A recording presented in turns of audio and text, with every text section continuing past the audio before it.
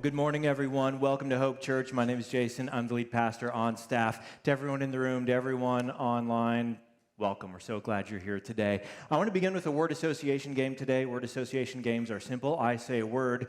You respond by blurting out the first word that pops into your brain. Now, the great thing about word association is there's no wrong answers. There are inappropriate answers, but there's no wrong answers because you're just saying whatever popped into your brain. If you feel passionately about your word, you can say it loudly, but for the rest of us, we'll just say our word. We want you to play along at home. I'm going to start with a warm-up one so that you guys are comfortable with this word association game. You ready? The word is moo. Okay, that's how word association works. Good job, everyone. So let's get to our word association game. You ready? The first word is sun. Cheddar. Aaron.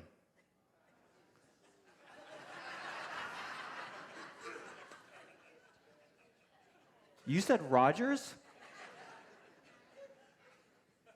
That's the past. You have to let that go. All right, let's do one more. You ready? This is a tough one. Christmas. Okay, lots of answers for that one. Gift, sleigh, tree. Nobody said church. That's okay. But one word that I did not hear anybody say you associate with Christmas is this word, guilt.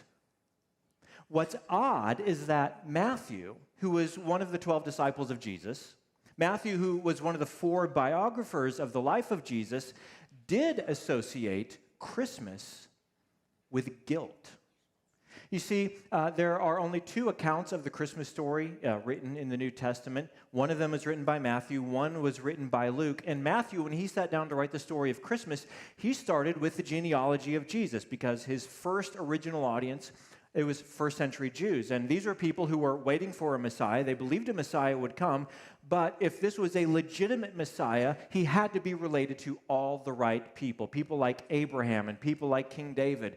So Matthew says, this is a legitimate Messiah. Here's his resume. Here's who he's related to. And he shows us Jesus was related to all the right people to be a legitimate Messiah. But what's odd is that Matthew also shows his audience that Jesus was related to all the wrong people. People who were morally bankrupt, people whose lives were riddled with guilt. He draws our attention to these shady characters in the family tree of Jesus. And that's who we're looking at in this series. Now, we all know what it's like to feel guilt. It's a feeling that none of us enjoy. It's a horrible feeling. It's something we feel when you don't do something that you believe is the right thing to do, or when you do something that you believe is the wrong thing to do. So, for example, a couple weeks ago, you enjoyed Thanksgiving dinner, and maybe you thought to yourself, for dessert, I will have a small slice, just a half a slice, of the pumpkin pie. And by the end of the night, you realize you've tried the pumpkin pie, the apple pie, the cherry pie, the pecan pie, and you might have had a scoop of vanilla ice cream with each of them. Now, if you don't believe there's anything wrong with that, then you didn't feel any guilt whatsoever. But if you do believe there's something wrong with that, then you start to feel guilt. See, guilt is a feeling that is triggered when you do something that you believe is not the right thing to do. Or let's say you've been battling with your child about getting your chores done before video games or getting your homework done before video games. And it's just a daily, constant struggle. And finally, a new day comes and they don't get their homework done, they don't get their chores done, and they're on their device, and you lose your cool, you lose your temper. And later on, you realize, man, the way I handled their misbehavior was wrong. I did not live up to my standard of parenting. That's what triggers guilt, when you don't do something that you believe is the right thing to do. Now, whatever shaped your beliefs about that, it could be based on how you were brought up, on your experiences, on what the preacher said in church, but it's when you violate your moral compass. That's what triggers guilt. But here's what guilt feels like. Here's how we experience guilt. Guilt is a feeling of being morally indebted. It's a feeling of being morally indebted. This is why when you've wronged someone, we have language like, I feel like I owe you an apology. Now, that's financial language, isn't it, to owe someone? Or we say things like, let me make it up to you. Because guilt is the feeling of having a debt-to-debtor relationship. It's the feeling of being indebted to someone else morally. That's not what guilt is, but that's how we feel guilt. That's how we experience guilt. Now, you can have this feeling with any person or any relationship. You can feel this way with yourself. You can feel like you should not have done that to yourself, and you didn't live up to your own standards, and you feel indebted to yourself. You can do it with a family member, with a friend, with a coworker. You can have this kind of relationship with God. I did not live up to God's standards, and now you feel guilt. I feel morally indebted. Now, guilt is such a terrible feeling, even though it's something we all feel periodically. Some of us feel it daily. We want to get rid of this feeling. It's a horrible way to feel. Now, in my experience as a pastor, there are generally two ways that people try to deal with the symptoms of guilt. And this, by symptom, I mean that feeling of being morally indebted. There are two ways that we tend to deal with the symptom of guilt. The first one is self-justification. We try to explain why what I did wasn't actually that bad.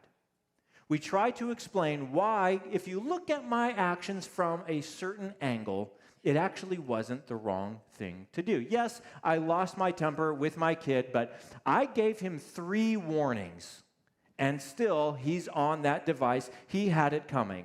So we are experts at rationalizing, minimizing, justifying, figuring out how, from just the right angle, what I did actually isn't that bad.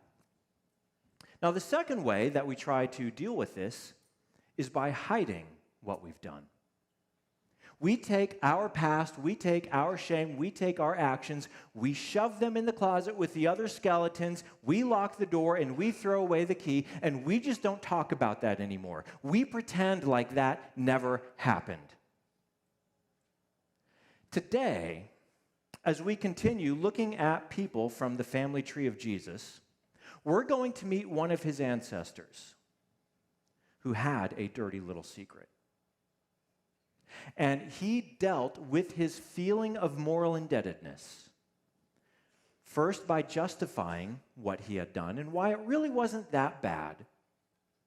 And second, we're going to see how he tried to deal with his guilt by hiding what he had done.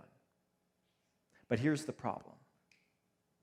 When you deal with guilt in these ways, the guilt doesn't actually go away. In fact, here's the big idea. If you're taking notes, here's the big idea that's going to get us started today. Guilt is caused by sin. It is triggered by what you did or did not do. Guilt is caused by sin, but fueled by secrecy. It's when we keep it secret. It's when we keep it hidden. It's when we justify it that guilt is magnified. And today we're going to see how unresolved guilt can turn you into a monster.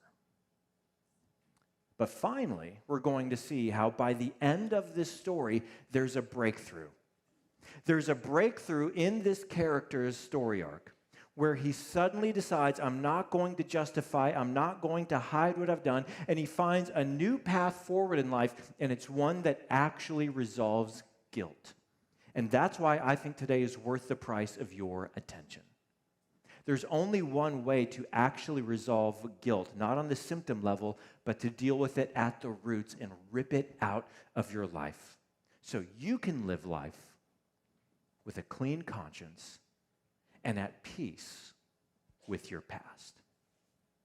Today, we're going to hear the story of Judah. Judah, we learned his origin story last week. His father was Jacob. Jacob got married to sisters, Rachel and Leah, and you think that sounds weird? You should hear last week's sermon. It was just a weird story that we found in the Bible. But Leah, right out of the gate, she had 4 sons. The 4th one was Judah, and Matthew tells us that Judah is the one who became part of the family tree of Jesus. But Judah, as he grew up, he is such an unlikely candidate to be related to Jesus because we're going to see some of his moral struggles. So we're going to pick up Matthew chapter 1, where Matthew begins the Christmas story, and here's what he tells us. A record of the genealogy of Jesus Christ, the son of David, the son of Abraham. Abraham was the father of Isaac, Isaac the father of Jacob, Jacob the father of Judah and his brothers. Judah, the father of Perez and Zerah, whose mother was Tamar. Now, to most of us, that doesn't mean anything. But to Matthew's first century audience, they're like, you mentioned Tamar? Why did you mention her? Because Judah and Tamar had a backstory. Okay, this backstory is one of the reasons why I said your kids are going to love Hope Kids all series long. Pastors who have things like common sense probably don't talk about what we're going to talk about today.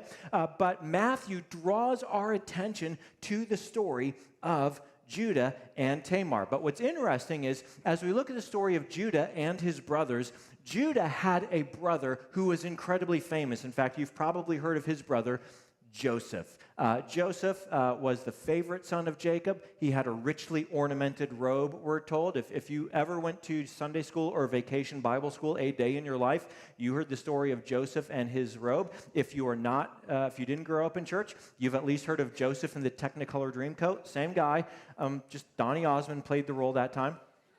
But Joseph was one of the 12 sons of Jacob, and he was the firstborn son of his favorite wife, Rachel. So Joseph was the favored son, even though he was way down in the birth order, even though he had several older brothers.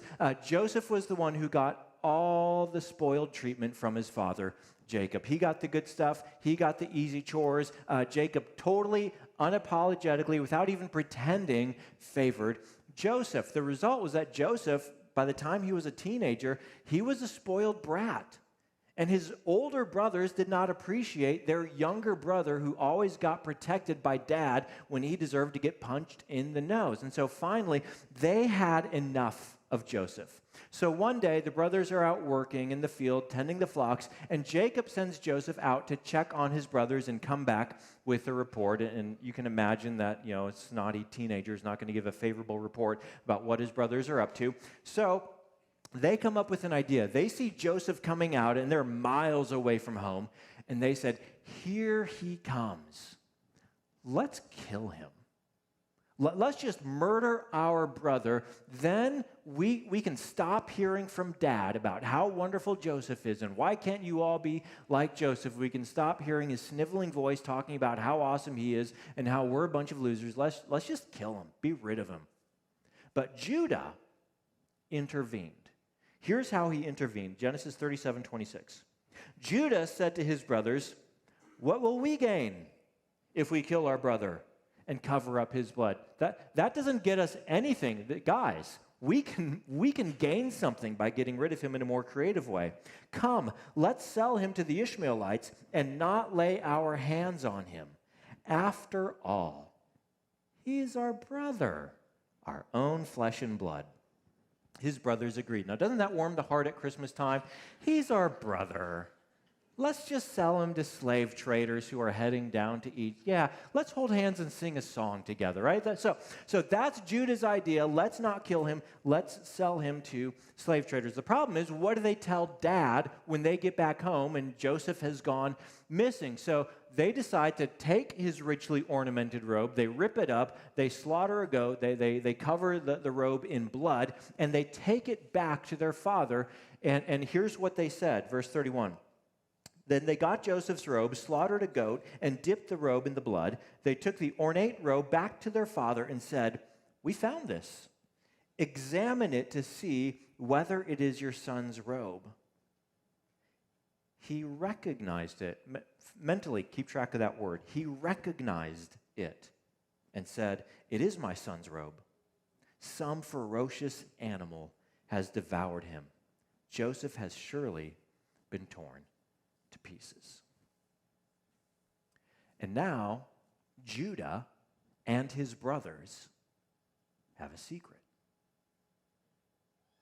They've solved one problem. We don't have to deal with Joseph anymore. But now they have their father and the secret they're hiding from him. And every year at the holidays, there's an empty chair at the table as their father laments, I wish Joseph could be here, and he won't stop talking about Joseph. And this secret that they're hiding inside begins to destroy their inner lives. It begins to corrode their souls.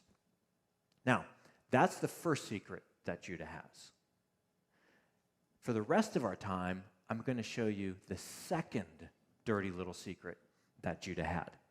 Now, what's interesting is if you open the book of Genesis and you read the story from here, the rest of the book is essentially the story of Joseph. It's how he was sold as a slave in Egypt. He was bought by a man named Potiphar. He worked up to the point where he was the head steward of the house, but then he was thrown in prison, but then he interpreted dreams, and then he becomes the prime minister of Egypt. It's just this wild, twisting, turning story, and you can read that at home. But the narrator, before we get to the story of Joseph, takes one chapter to tell the story of Judah. And this is the chapter we normally skip in church and just go right to the story of Joseph, because Joseph has an inspirational story. Joseph's life is what it looks like to live a life as if you really believe that God is with you. Okay? But first the narrator says, but we need to know what happened to Judah in the meantime, because Judah comes back at the end of the book of Genesis and plays a very significant role. So today we're going to hear the story of Judah. Now, Judah got married, and he had 3 sons of his own. The oldest son, his name was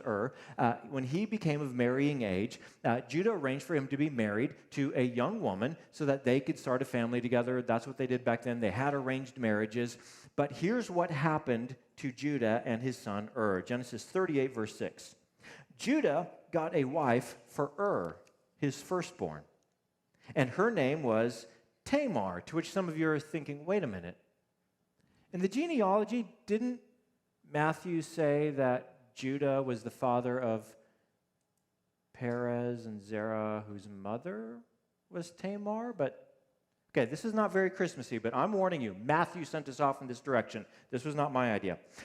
Judah got a wife for his firstborn, and her name was Tamar. But Judah's firstborn, was wicked in the Lord's sight, so the Lord put him to death. Now, this is Er's only verse in the whole Bible, okay? We don't know anything else about this guy, but apparently he was so wicked, he was so evil that God said, I'm going to do the world a favor. I'm going to get rid of you.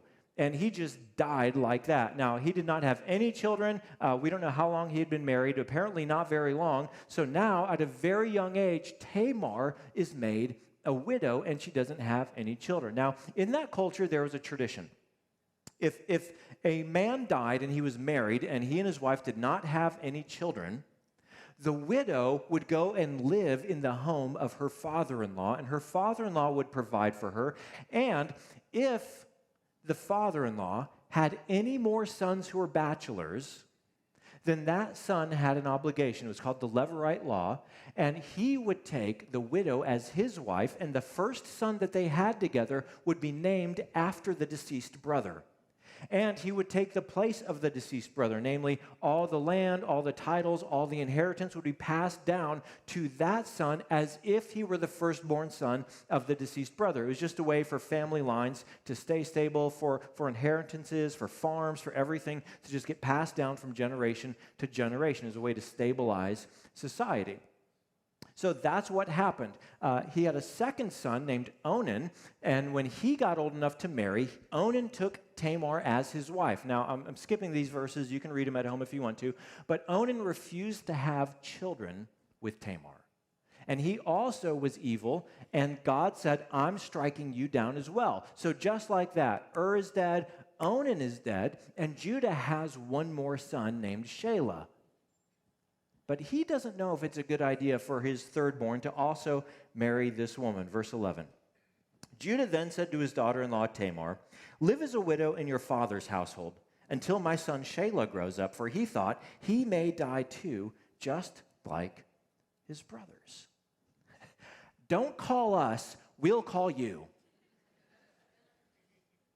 So what's Judah doing here? He has raised two sons who have grown up to be wicked, evil men. So evil that God said the world is better without you. Yet, instead of acknowledging that, instead of taking responsibility for that, instead of saying, yeah, they grew up to be wicked kids, what does he do? Who does he blame? He blames Tamar. This woman's the Black Widow. Maybe it's her. Maybe she's the problem here. See, he's justifying why his bad parenting wasn't actually so bad. He's justifying the evil behavior of his sons, saying maybe their behavior wasn't so evil, maybe she's the problem. He's rationalizing, he's minimizing, he's blame shifting. He is using every defense mechanism he has so that he doesn't have to deal with his guilt. And he blames Tamar as if Tamar is the problem.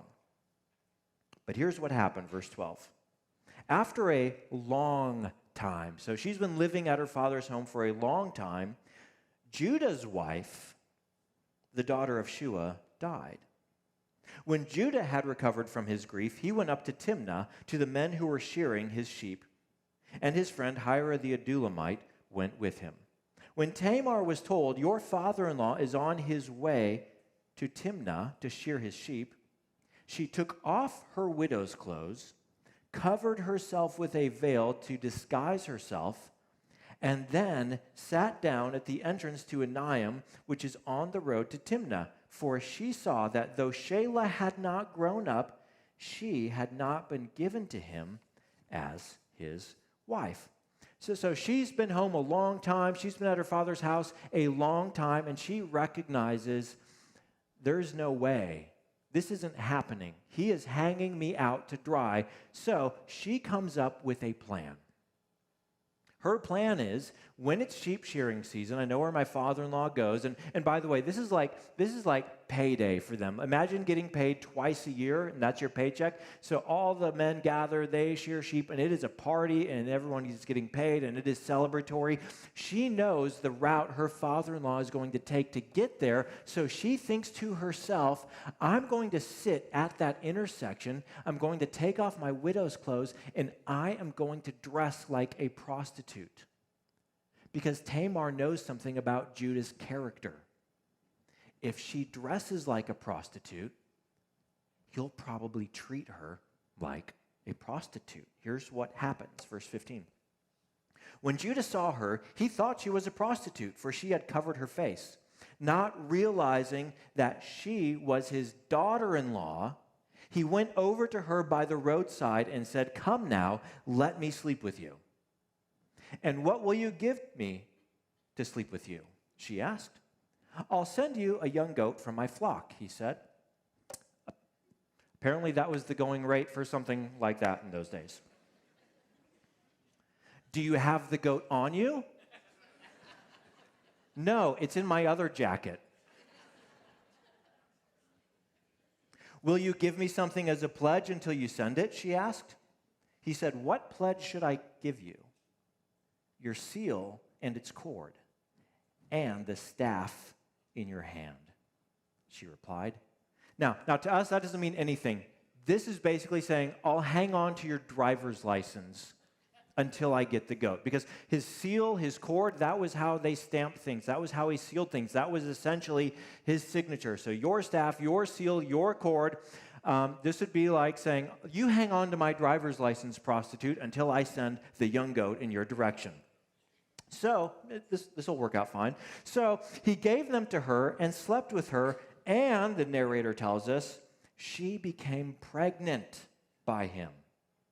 After she left, she took off her veil and put on her widow's clothes again. Now, here's what happens. Judah goes, he shears the sheep, he goes home, he doesn't have his staff and his seal and his cord, so he tells his friend, hey, listen, I need you to do me a favor. Don't ask any questions. Take this goat, You're going to take it to this intersection. There's a prostitute. I said don't ask any questions. There's a prostitute who works there.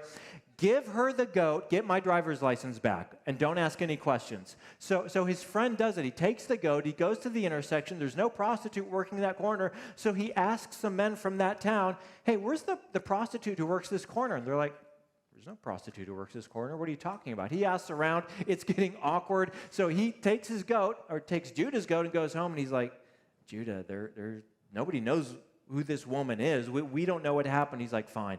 Put the goat back. Don't ever mention this to anyone again. And then that's where it happens. Meantime, Tamar finds out she's pregnant. Now, she should keep a very low profile and keep it very quiet because, again, according to the Levirate law, she is supposed to wait as a widow for Shelah to grow up and marry her. So she has done something that, according to that culture, was a very immoral and wrong thing to do. But she doesn't keep quiet about it. She's like, I'm having a baby. And she throws a shower and she gets the word out to everyone so that everybody knows that Tamar, the widow, is pregnant. And of course, eventually word gets back to Judah. Verse 24. About 3 months later, Judah was told, your daughter-in-law Tamar is guilty of prostitution, and as a result, she is now pregnant. Now, have you ever noticed in our culture today that every once in a while, there is a politician who grandstands on some moral or ethical issue, and later it comes out that he was doing that exact thing he was condemning? Have you ever seen how every once in a while there's someone like me, a pastor, a member of the clergy, who grandstands on some moral or ethical issue and later it comes out that that's exactly what they've been doing? That's what Judah's doing. Judah's got some secrets, doesn't he? Judah saw a woman dressed like a prostitute and hired her like a prostitute as if he's done nothing wrong. But when he hears that his daughter-in-law, who he is not taken care of, who he has lied to, who he has deceived, who he is hanging out to dry and has no means to support herself, when he hears that she has become a prostitute, how is he going to respond? Now you think that someone like Judah might say, well, come on, guys, who are we to judge? Like, it's hard to be a woman in our patriarchal culture. Who are we to judge, right? You might think he would respond that way, but he doesn't. Verse 24. Judah said, bring her out and have her burned to death. Now, that's not even the appropriate cultural consequence in that society. That's not the appropriate way to respond by anyone's measure in that generation. But Judah is so burning with anger on the inside that he demands that she is burned with fire from the outside. In fact, in the Hebrew language, it's much more concise than this. In Hebrew, the literal translation is burn now. What's going on with Judah? Well, remember, he has been hiding from his own guilt. He has been hiding from his own past. So he is blaming her to justify the evil behavior of his sons. He is blaming her to justify why he's not giving Shelah to her to be her husband. And he is so busy rationalizing and minimizing and hiding and justifying that he's looking for any shred of evidence that says she's the problem. She's the evil one. And when he finds it, he jumps on it and says, aha, see, she's the problem here. Burn now. See, guilt is caused by sin, but it's fueled by secrecy. And we see how it has consumed Judah's inner life. But Tamar has something, doesn't she? Verse 25. As she was being brought out, she sent a message to her father-in-law. I am pregnant by the man "Who owns these?" she said. So the messenger takes the things, comes and finds Judah, knocks on the door of his tent, says, "Hey, Judah, Tamar said something. She gave me this driver's license, and she said, whoever's driver's license this is the father of my babies, but I don't know what she's talking about. Judah, do you know what she's talking about?" Time out, everyone. Time out. Let's put the lighter fluid away, everyone. Let's restack the firewood. Who are we to judge? Let's just let reasonable heads prevail for a moment, everyone. Suddenly, when he sees that that Tamar had his driver's license still, suddenly he realizes he's the father. Judah changed quickly. Now, what does she send the messenger to say? "See if you," what was the word? "Recognize whose seal and cord and staff these are." The word recognize means to perceive or to discern. Verse 26, Judah recognized them. Judah recognized them and said, "She is more righteous than I, since I wouldn't give her to my son Shelah." Again, the narrator is brilliant. There's just two words in the Hebrew language here. It doesn't say Judah recognized them, it says Judah recognized. Now, it doesn't take any discernment or perception for you to say, "That's my driver's license." It did not take any discernment or perception for Judah to say, "That's my cord and seal and staff." What's the narrator telling us? Tamar has set up the brilliant scenario where Judah had to confront his guilt. He had to confront his past. He had to confront his sin. And in that moment, at the height of his hypocrisy, he suddenly recognizes his hypocrisy. He suddenly recognizes his guilt. He suddenly recognizes how his self-justification and his hiding of his past has destroyed him on the inside. And here's the conclusion that he reaches. He says, "Despite her sin, she is righteous." And that's where the story of Judah pauses, and the narrator and the camera and the action pan to Joseph down in Egypt. And we trace his story to how he, in the most unlikely of scenarios, became the prime minister of Egypt, and a famine hit the land. And because of Joseph's wise leadership, Egypt has food, not just for the Egyptians, but they have food for that entire region of the world because the famine is severe. So eventually, Jacob and his sons and their families, they run out of food back in Palestine. So he sends his sons down to Egypt to buy food. And so the brothers go and they stand before Joseph, but they don't recognize Joseph because they sold him as a slave 20 years ago. And now Joseph, he talks like an Egyptian, he acts like an Egyptian, he dresses like an Egyptian, and he even walks like an Egyptian. They're getting obvious now, aren't they? They don't recognize him, but he recognized them. Here's what verse 8 says, Genesis 42:8. Although Joseph recognized his brothers, they did not recognize him. See, that's this theme the narrator's weaving through this story. The entire storyline, it's brilliant, over decades of history. Jacob recognized the robe of Joseph. Judah recognized his seal and cord and staff. And Joseph needs to find out, have my brothers recognized their sin? Or are they still monsters on the inside? So Joseph comes up with this ingenious plan. He says, all right, now buy all the food you need, and you can all go back to home to wherever you're from, and all of you go say hi to your father for me, whoever he might be, but one of you has to stay behind. And he picked Benjamin. Benjamin was the second son of Rachel, who in Joseph's absence became Jacob's favorite son.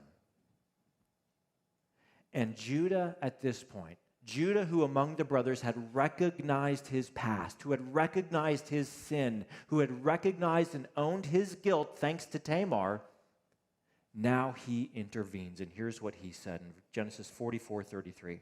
Now then, please let your servant, talking about himself, remain here as my Lord's slave in place of the boy, and let the boy return with his brothers. How can I go back to my father if the boy is not with me? No, do not let me see the misery that would come on my father.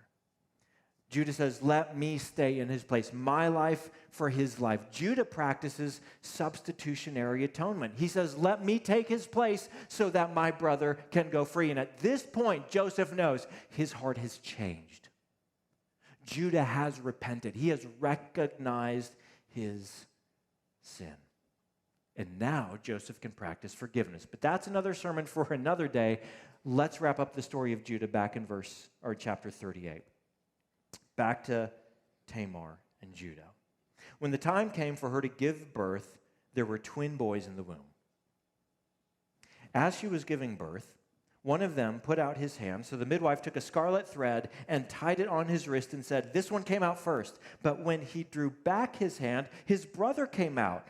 And she said, so this is how you have broken out. And he was named Perez. Perez is the Hebrew word that means to break out or to have a breakthrough. That's what Perez means. Then his brother, who had the scarlet thread on his wrist, came out, and he was given the name Zerah. Zerah means in Hebrew, if you ain't first, you're last. Doesn't mean that, I made that up. So Judah became the father of Perez and Zerah, whose mother had been Tamar.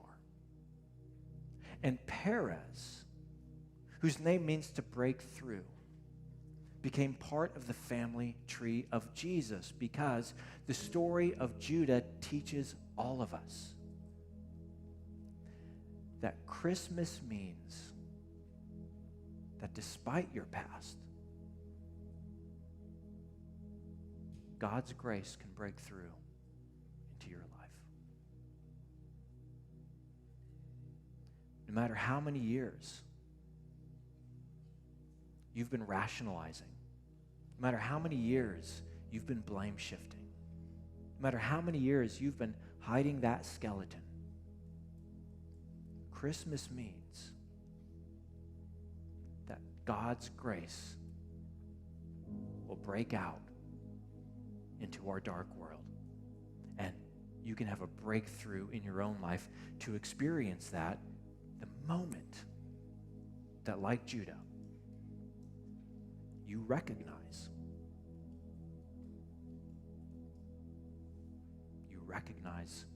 your sin. Christmas is the story of God's grace breaking through. And Tamar saved Judah. She saved him by what she did. She saved his heart. She saved his soul. And his story becomes a story of redemption, where Judah, this is the pivotal turning point in his life where he can grow up or grow on to become the man who can also be an agent of grace in our world. Here's the thing I want you to leave with today. Here's what we learned from the story. Here's the moral of the story in your notes. Judah said to Tamar, despite your sin, you are righteous. Christmas says to us, despite your sin, you are righteous. Because Christmas is about Jesus breaking through into our world to bear our sin, to bear our guilt. And he paid for them on the cross so that whoever recognizes and confesses to him receives an experience of God's grace breaking out into their life. So what about you? Where do you feel guilt? What if today, like Judah, you decide no more justification, no more hiding. Today I recognize and I look to Jesus for grace. And like Matthew, the tax collector, you accept that invitation to follow me that Jesus said. And let him give you a new future and a new heart. Let's pray.